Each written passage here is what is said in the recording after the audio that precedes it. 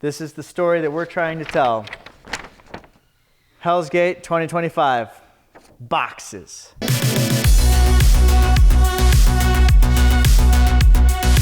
Today we are at HellsGate and we are working on the Mausoleum. From my designs from 15 plus years ago, way before we ever even broke ground or found this land, is that the Mausoleum is a big story piece. Captain Moorstone creates this place for those who are unwanted. And I needed to create that story piece that shows my audience, you know, how invested Captain Moorstone was in creating this place, not just to bury someone, but to honor them. This mausoleum has to be that grand gesture. It has to be this physical manifestation of the beating heart of the captain. The actual process to build this started back in 2022. It was right after I had some cancer surgery on my face, and I wasn't allowed to go indoors for fear of infection, but the doctors didn't say I couldn't work out in the graveyard, and so I did. We cleared the ground, we laid the stone, we put in the cinder blocks, we built a super deck. We did it for the mausoleum, and we did it for the cabin. And then reality happened. We ran out of time hard. That is one of my character flaws. I like to do way too much. We've had this building built for a few years now, waiting for us to have enough time and money to finish the process and turn it into a mausoleum. We've been staring at it. We've been using it for really sweet storage up to this point, but that's all over. We didn't just build a new room. We built an entire building. 66 feet long, 14 feet tall. I needed it to be bigger than the audience would expect to see in a show. I needed it to have that kind of overwhelming power so that when you walk up to it, it just puts you in a state of awe. Going through all of his sketches and all of his brain throw up is what we're trying to build here. This is the morning wall, right? Morning wall. Yep, we can only see it in the morning. Oh, no, different spelling. We've got a pretty unique space. It's a giant blank canvas. So today the crew is focusing on these massive columns. So these columns are 16-foot height. That's going to be at the top. Those are going to be at the bottom. It's all going to be covered in concrete board. We have run into weeks of weather challenges. And when I say weather challenges, I mean it feels like 120 degrees and it is soaking wet outside. But we got a great team, and today we're going to try to really give it that push to get back on schedule in the graveyard with our new mausoleum. I have doubts, but it's good to have goals. So I've had a big cedar wall as a sightline blocker for years now. Chunks is taking that down with the team. For 2023 and 2024, I had a cedar wall built, and I aimed the lights at your eyes, people, so you couldn't see this giant unfinished building in the back. Try not to destroy it. Maybe we don't, burn it.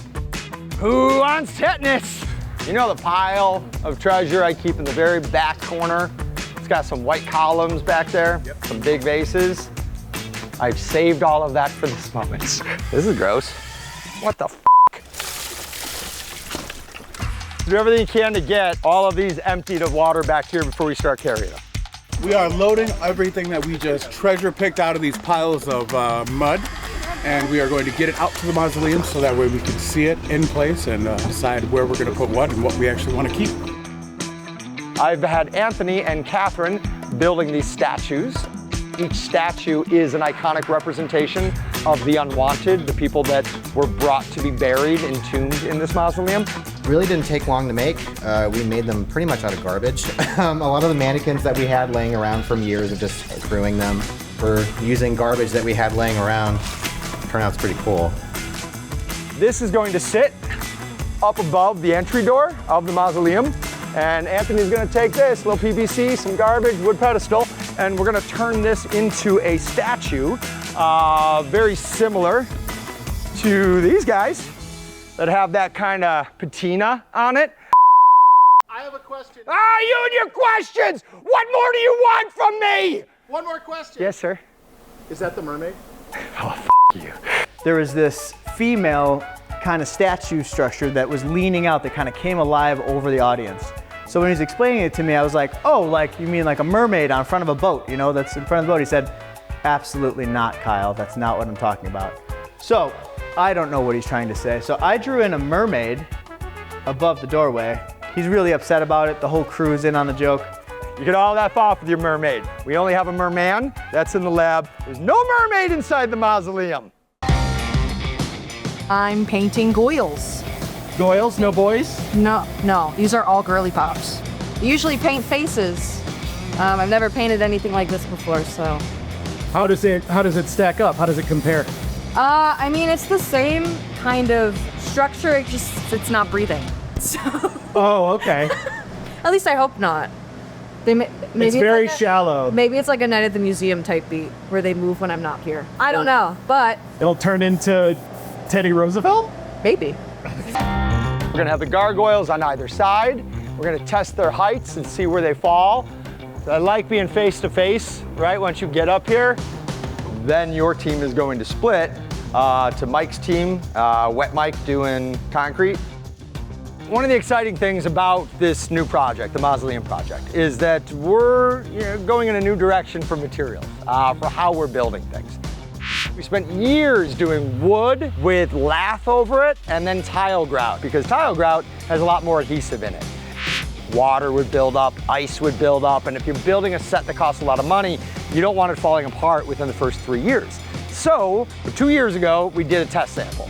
We made 2 little mini mausoleums out there and a couple little monuments, and we put it out there with concrete board, our new technique, with jack sand and then the tile grout.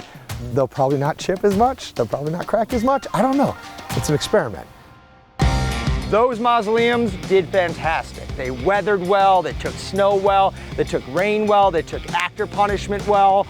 After 2 years of seeing that investment do well, we decided to blow it up.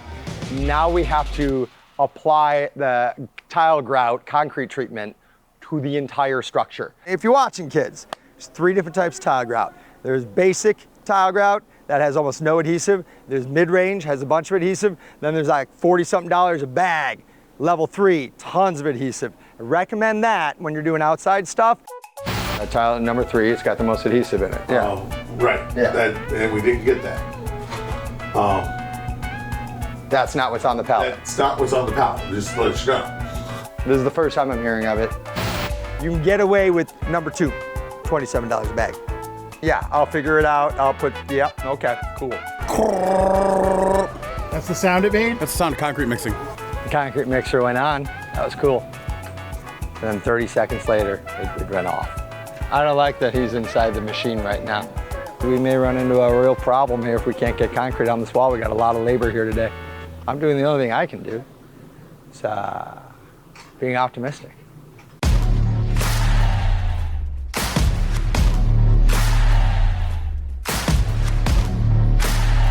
How do things appear to be turning now, John? Optimism, baby. Optimism. It's all gonna work out, man. Derek to John. 1 second. Yes, Derek, how may I help you today? If you could join us in lifting this wall, I would really greatly appreciate it. You got it, buddy. 1, 2, up!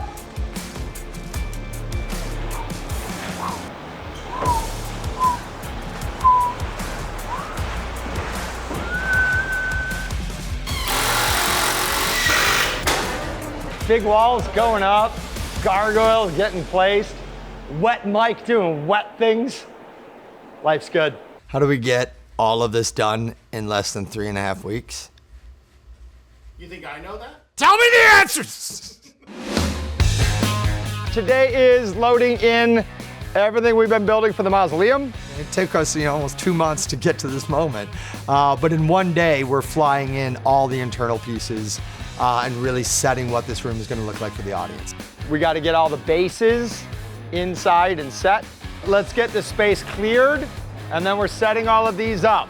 These are an octagon, except the final one, we're gonna pivot it up against here as if someone moved it. All the coffins are going in. We have drawings for where each coffin goes. Anthony and I will work with you guys on how the coffins get set. What we're doing here is creating switchbacks of coffins to create this big, vast space, but also close it down with all the coffin position. So a lot of today is going to be figuring out like what works and what doesn't. I'd like to have half of this coffin in the chute and just a touch over half of it out. I want to see what we can get. Yeah, it's dangerous looking. Let's make sure it's not really dangerous though in real life. It's looking good. First coffin in.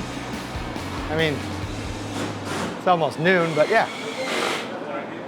Half the time we get instructions, they do cut out like that, and we go, great. And then by the time we're putting it up, we're like, oh, that's what it's for. Today is the first time I get to see all of these props that I've imagined in the space for all of these years. Golar, the Gorgolor puppet, we got to get that in. This amazing prop we got from Kevin Alvey and the Gorgolor team. It's got some of the coolest movement I've ever seen out of any animatronic. Yeah, it's that guy. Yeah, it does this with his arms. We're removing Cubnar, putting him in his forever home. Wait, what's his name? Cubnar. Cubnar? Not Cupnar. It's Golar, all right, mother. These are two totally different languages, okay, with two totally different cultures and root myth, okay? You can't just. No, I'm all inclusive. We have been at Transworld. We bought props for it years ago, and those props just kind of hung out. If you rewind a few years ago, we had actually. Wait, sorry, what was that again?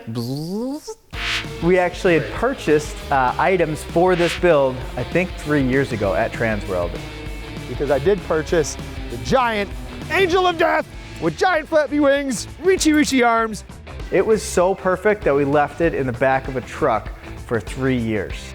I've had 2 kids since we bought that prop. That's how long ago that was.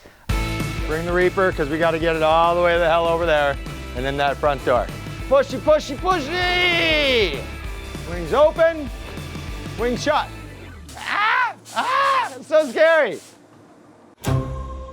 There's a lot of work left to do, but I love what I'm seeing so far. The crew did an amazing job. We just got to keep plugging away until October is here. Oh, we start in September, don't we? We better plug faster. To me, there's something special about winding your way through the woods where all the trees are overgrown and everything is tight, for it to open up and there's something just so large. I've created these quiet moments now inside this mausoleum to give the audience a deeper, richer story. All that happened in this tight little space outside in the woods. Continue the bit. Commit to the bit. Okay. I don't know if the bit paid off.